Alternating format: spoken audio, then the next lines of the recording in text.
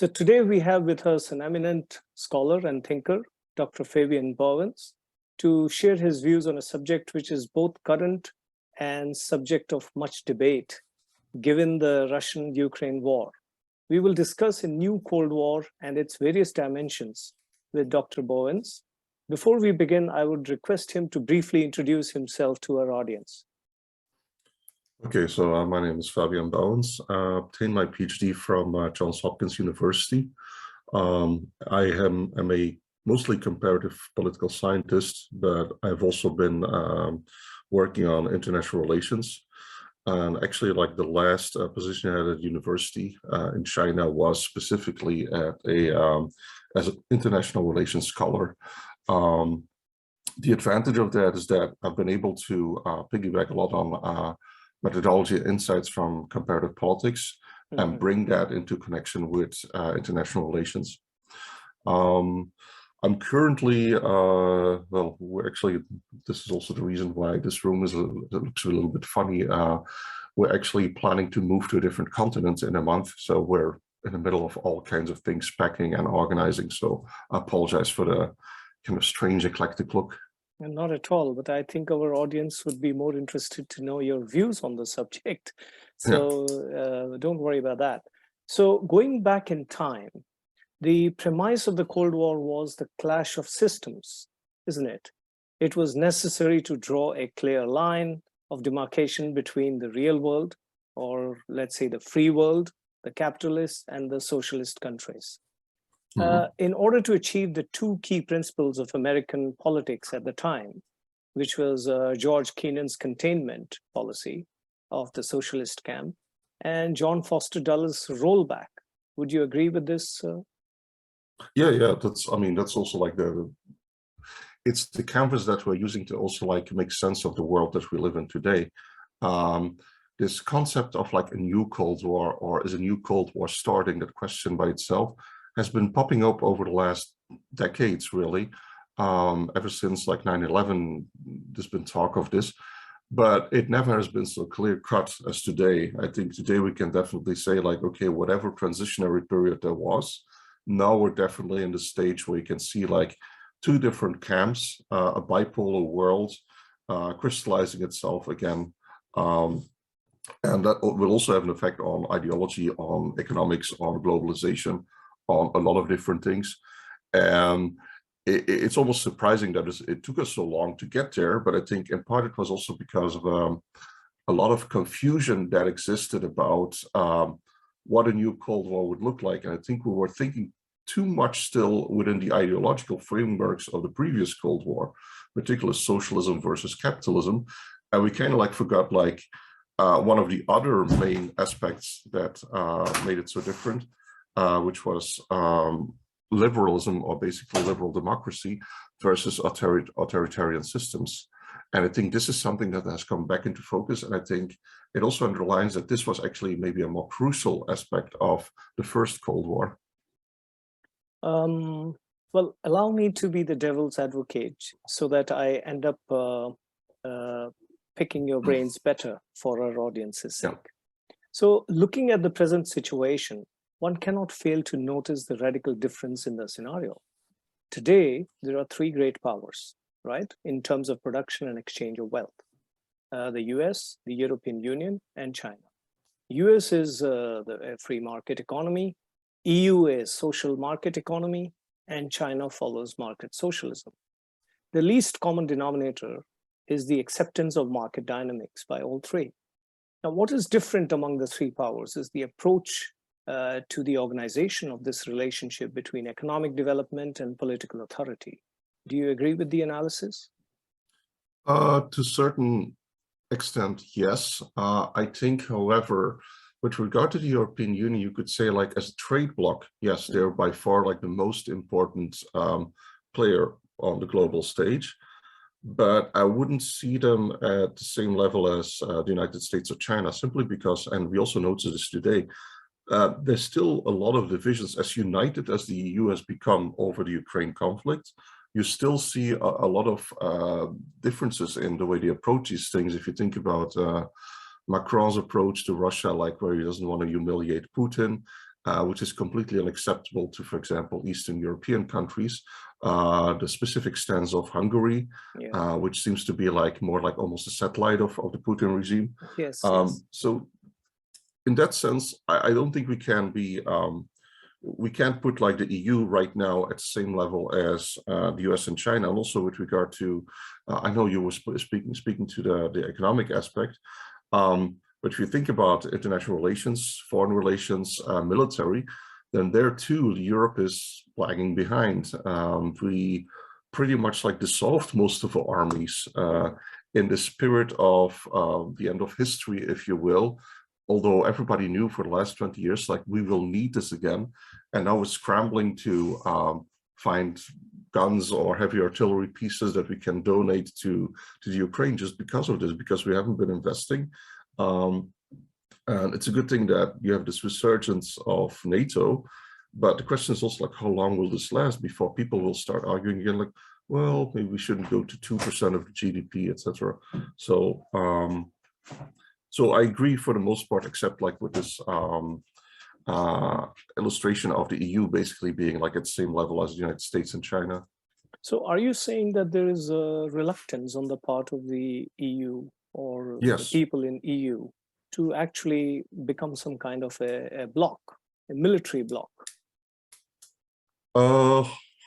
Yes and no. It depends on who you ask. Like there's, we always talked about in the past about like a division between North and South. Let's say like you had this caricature of the northern countries which were doing their best economically, and the southern states were mostly like trying to kind of like get funds from the EU and all that, as if it was like a one-way transfer.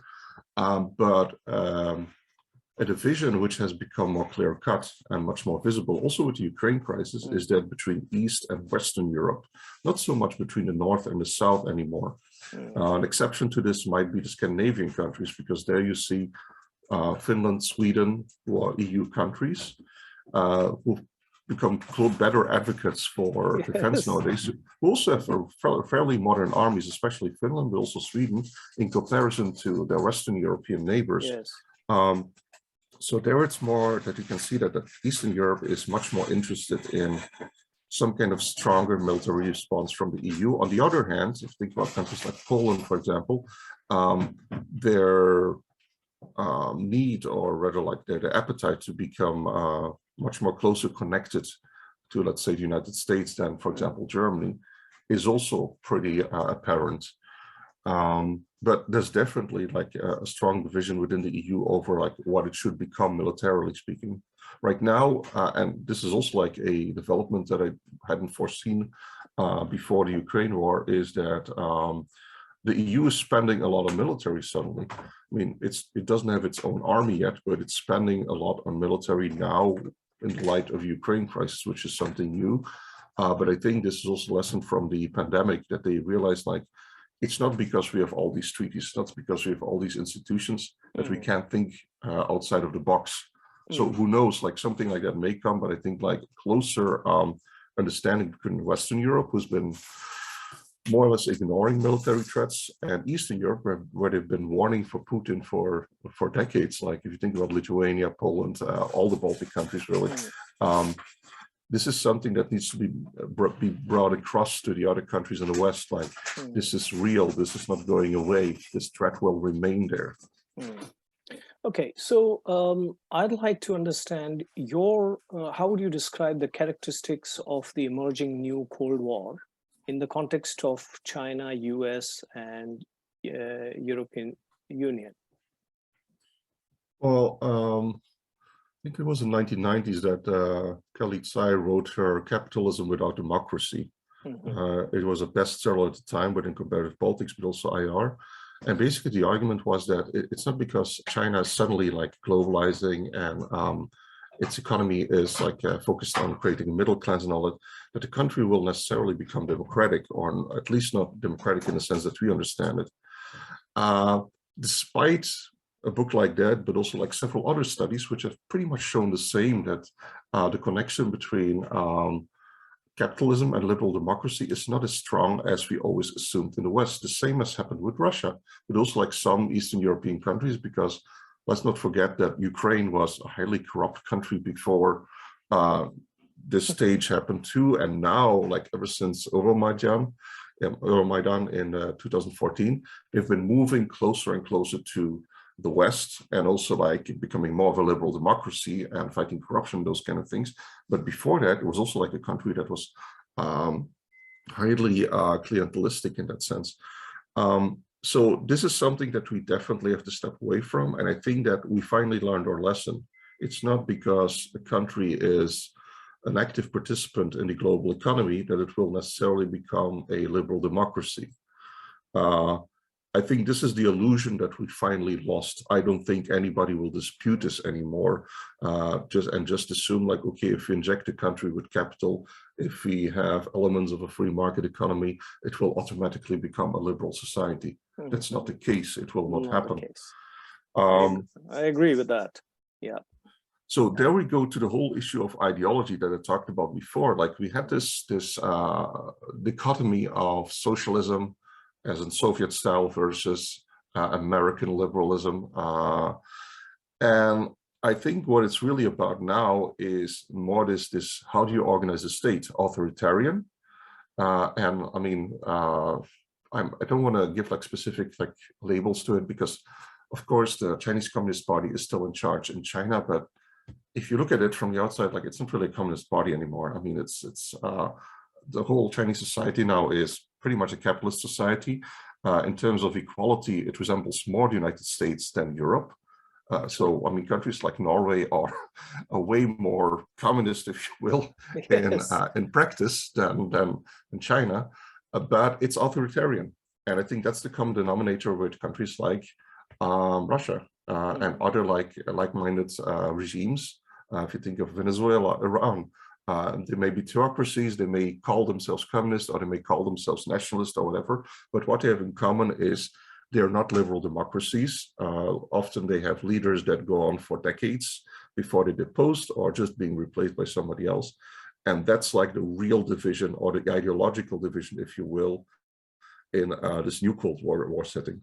And it does resemble in a lot of ways the divisions that we had in the old Cold War. The difference there being that within the Western camp, for example, you also had dictators, of course. If you think about Ferdinand Marcos in the Philippines, or Mobutu in Congo or then Zaire. But those were always like things that happened in third world states, not like Western Europe, not United States and Canada, not Japan. So will the industrialized world, at least in the Cold War, was always liberal, was always free in that sense. So, well, how would you react to President Joe Biden's speech at the UN General Assembly, where he said, we are not seeking a new Cold War, okay? And he said that the Indo-Pacific Strategy paper, which was released in February, can be seen as a confirmation of President's statement, right? It says our objective is not to change the People's Republic of China, but to shape the strategic environment in which it operates, building a balance of influence in the world that is maximally favorable to the United States or our allies and partners, and the interests and values we share. So this is the stated position of USA, and one could say the West.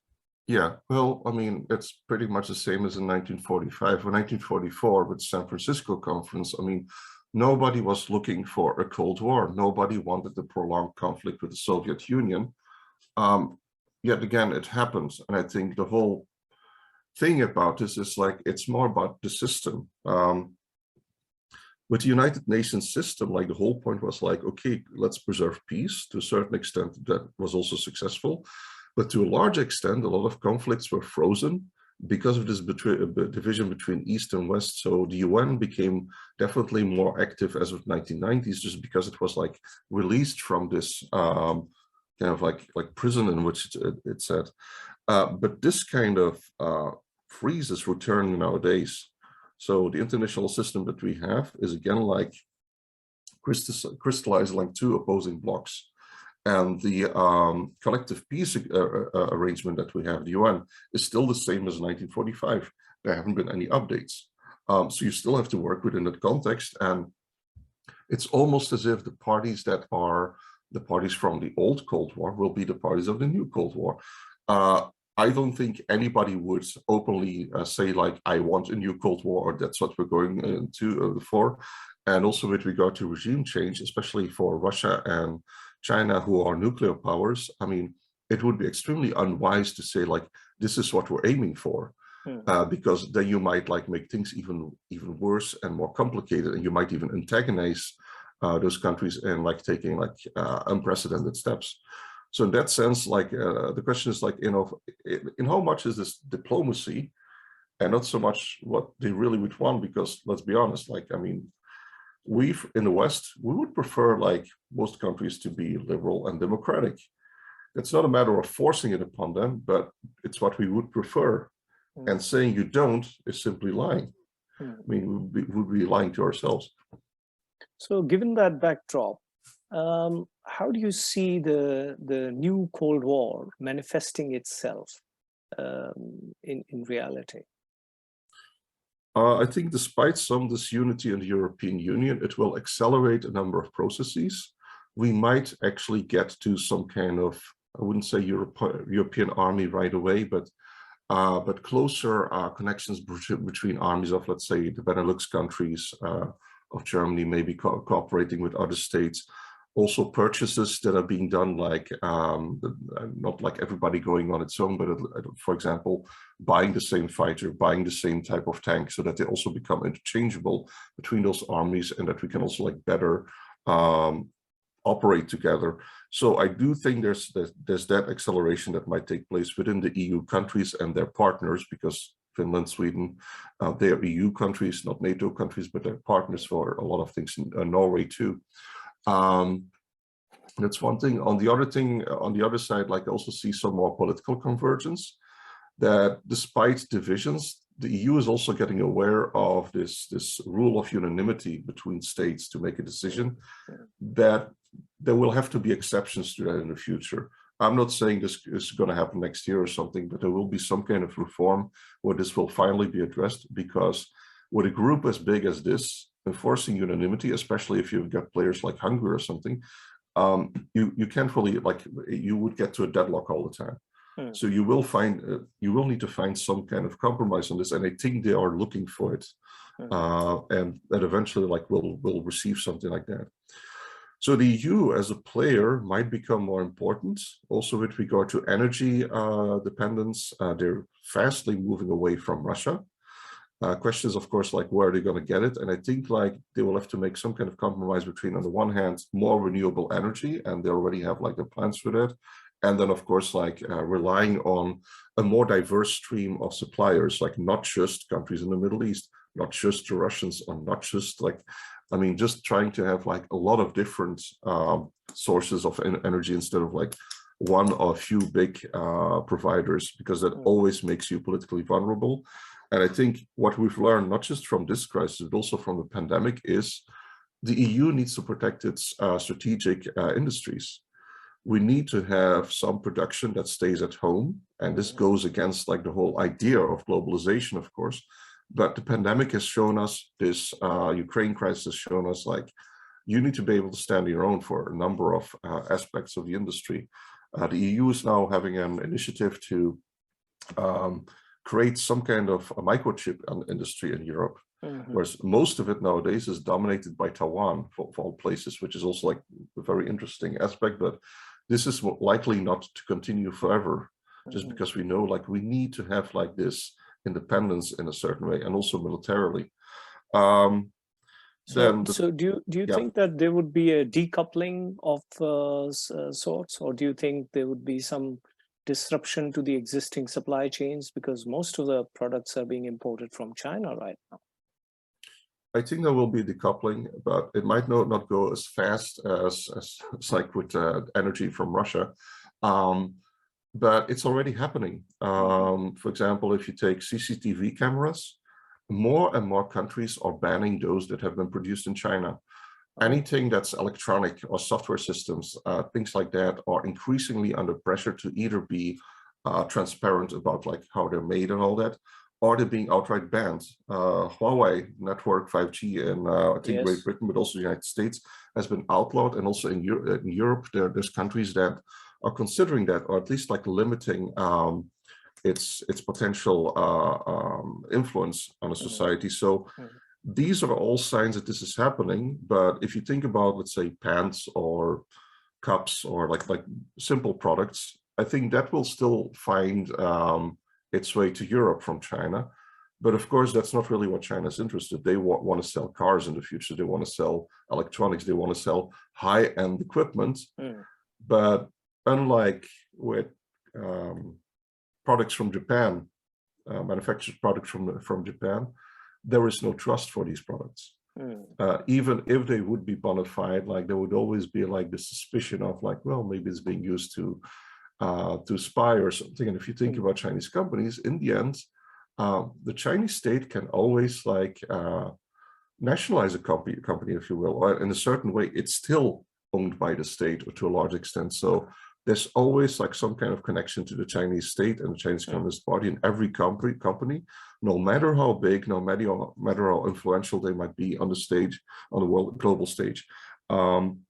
They will always be scrutinized by the Chinese government. And that's also why there's this distrust for these things. And I think that will only increase with this crisis. So I think, yes, you will see some kind of decoupling, at least for a number of products and categories of products. Of course, this is a scenario that is in the realm of possibility. But however, the key to more harmonious economic relations is recognizing that a more developed China need not threaten the well-being of the West, right? The United States, Europe, and China have different comparative advantages, after all, right? Which is reflected in the composition of their exports, if you see. I mean, Europe specializes in high-end consumer goods and machinery, United States in agricultural products, high-tech components and services, and China in basic manufactured consumer goods and inputs. And Yukon Huang of Carnegie Foundation, he says that all sides can continue to prosper by operating under a rule-based international trading system. Now, having said that, do you think it is possible that some kind of a compromise may emerge after the Ukraine-Russia situation? Both sides would probably realize that it is better to sort of be able to function together rather than become more antagonistic, as was the case in the previous Cold War. I think that the whole this whole conversation of what you just said, like, relies on an assumption of rationality, and also like that every player has the same level of rationality. And looking back, which doesn't happen in game theory, right? Well, exactly. But if you look back at on the Ukraine war, for example, I mean, was this a rational move? I mean, I don't think anybody would agree on this. Maybe Russian propagandists would say like, yes, but that's more like believing their own propaganda. Yeah. So it's not because we could have like the US, China, and the EU or have complementary markets and complementary interests. It's not because that's a given that it necessarily will work out like that. Because there's always sensitivities that are symbolic or of a different nature, something intangible. This is something that also came to the front of the war studies of Holste, was looking into like what causes a war. And he realized that everything, let's say, which was about economy, things like that, those kind of roots or origins of war could easily be resolved, but anything that was more symbolic or questions of ethnic kinship, those kind of things were extremely difficult to undo, so that the root for conflict would always be there. What would be the root of conflict for China? It's historical traumas.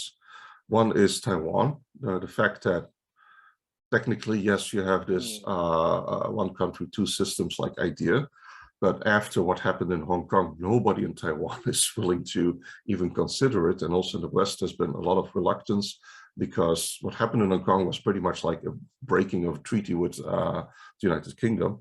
So that's one trauma. The other one is like that there's this sense of a century of humiliation, as they call it, that they somehow have an appointment in history that in 2049, China should somehow be like at the center of the world for everything, like a global player, pretty much replacing the United States.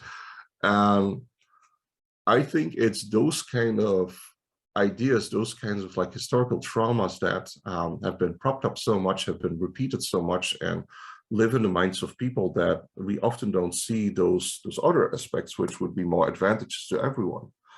Economic cooperation or complementarity. So I don't necessarily believe that just because you have a reason to cooperate, you will cooperate, especially if there's a lack of trust. Because again, liberal democracies will trust liberal democracies. When it comes to trusting authoritarian regimes, and vice versa, by the way, there will always be the suspicion of some kind of hidden agenda. And again, it will make products like these CCTV cameras, software, and all that suspicious, because you want to know, like, okay, what does it do? Where's the data stored? Like, is there something on their servers that is there spyware, etc., etc. So, how do you see this relationship, particularly between European Union and China, panning out? For now, I think like there will be a status quo. I don't see anything changing abruptly. But I do think certain key industries, like specific things that we were lacking during the pandemic, like mouth masks, like something that you wouldn't think of as important, suddenly this become extremely important. So that there's some kind of sense of urgency now that we need to have like some level of strategic production, or at least a means of strategic production. So those kind of things will probably not be solely manufactured in China anymore. So there will be a decline.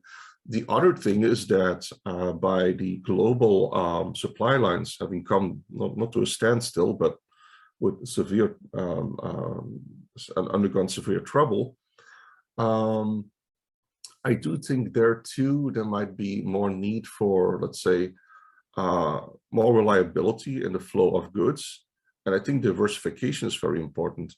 Until the late 1990s, the EU was mostly focused on the European realm, Northern African states, in terms of partnership agreements and all that.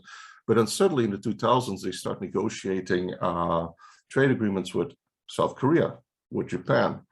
And it seems like the EU is starting to have like its own Asian Pacific strategy. And I think like one of the aims of that, and it's also pretty clear, is to diversify where these goods are coming from.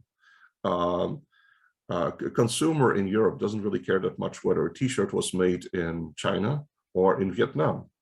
But of course, by diversifying the supply line, you also make sure that the other player doesn't have any kind of strategic like hold on you. Monopoly. And I think that's something that will, it's in the workings. I mean, you see the signs already there, and it's something that will intensify in the future, but it will not go, it will not become an abrupt change in that sense. So China will always be a trading partner, but I think its importance for the European market as an importer will become gradually less. Do you foresee the Indo-Pacific Quad becoming more like a NATO? This has been tried before. I mean, the US actually tried to implement some kind of treaty in the Pacific area, like you know what's called. There were like two different treaties, I think, but they failed. And one of the reasons was, well, two reasons. One, most of these countries were developing countries at the time, and the other reason was, of course, like you didn't have like liberal democracies as in Europe, so you're mostly talking to dictators or some kind of clientelist regime. So that made it different, and that also made that it didn't really work like that. So instead they had like bilateral agreements for defense. So they didn't have the groundswell of support that NATO has in Western Europe, or Europe for that. And there's also not that threat necessarily. I mean, in Europe, like especially Eastern Europe, you do have this feeling of a Russian threat. Whereas in a lot of the countries of the Indo-Pacific, like, of course, there have been like conflicts between India and China, but I don't think either of those countries is, or India is contemplating that China might actually like stage an invasion and occupy large parts of the country or something like that. It's mostly been border disputes for small contested areas. So I think the level of threat is different. That's one thing. But also like in terms of like the common history that the US and Europe share, which is strong basis for NATO, is also lacking there. What you will probably have is that more developed countries, like which are also liberal democracies, like South Korea, like Japan, that they might like grow closer together with Australia, New Zealand, and the US, of course. So it will always be a different picture from what you have in Europe.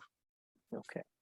All right. So I think we've had a very meaningful discussion with you, and I've been able to enlighten myself and the audience with your views on the new emerging Cold War. Or would you say this nomenclature is correct? Oh yeah, you could call it Cold War too. I mean, the First World War and the Second World War were similar in some ways, but also very different in other ways. So I don't think there's really a problem there of calling it that way. There's a few more aspects that I would briefly like to highlight, if it's okay for you. Please go ahead. Please go ahead.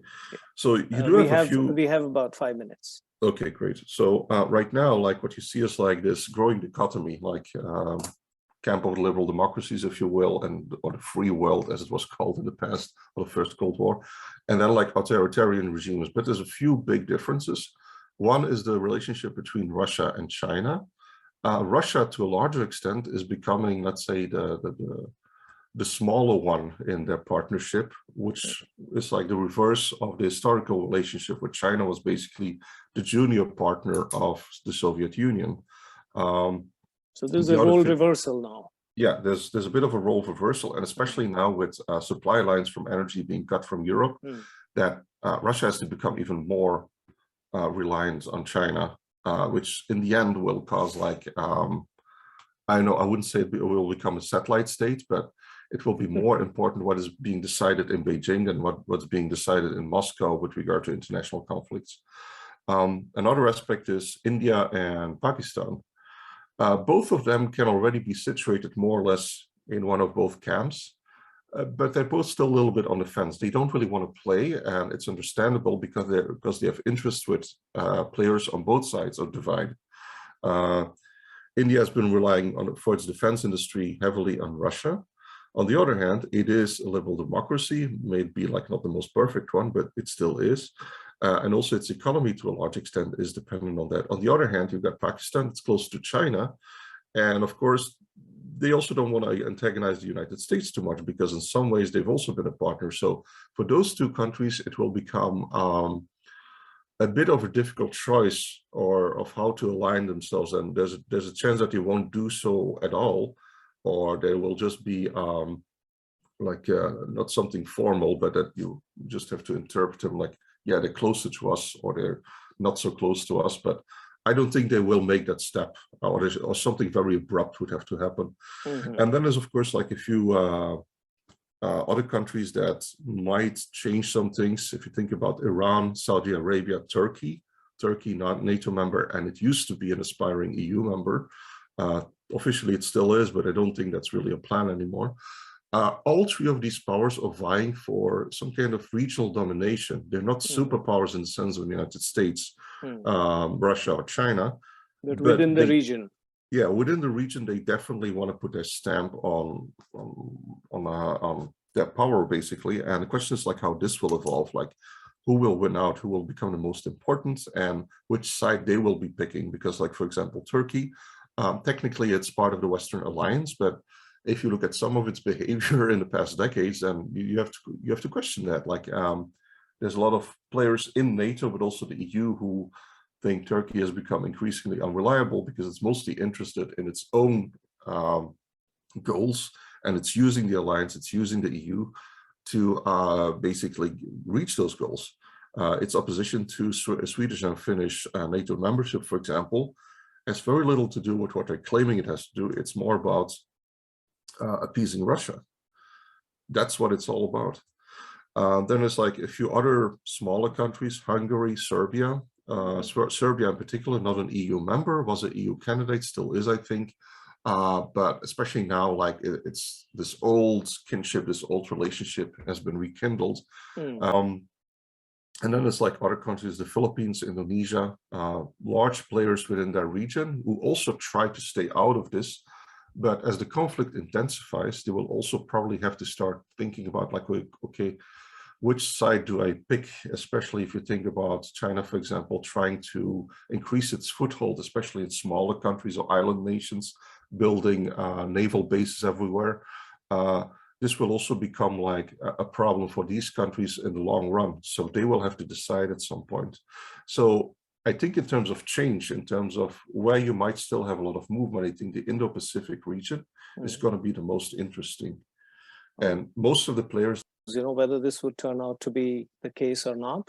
But on that note, I would like to say thank you so much to you for sharing your considered opinions. I know that you have done a lot of research in the past on the subject, and when you speak with some authority on the subject. So hopefully my audience would be better informed and better enlightened after this discussion. So thank you. I hope if we do this again, I can do it out of my office. But thank you so much for the opportunity. Bye-bye. Thank you. Bye. Thank you. Bye.